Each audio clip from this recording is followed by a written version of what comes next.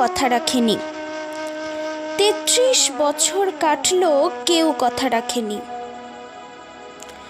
ছেলেবেলা এক বষ্টমী তার আগমনী গান হঠাৎ থামিয়ে বলেছিল, শুক্লা দ্বাদশীর দিন অন্তরাটুকু শুনিয়ে যাবে।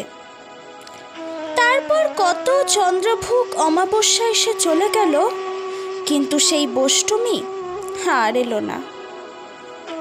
25 বছর প্রতীক্ষায় আছি। মামাবাড়ির মাঝি নাদের আলী বলেছিল, বড় হও দাদা ঠাকুর, তোমাকে আমি 3 প্রহরের বিল দেখাতে নিয়ে যাব।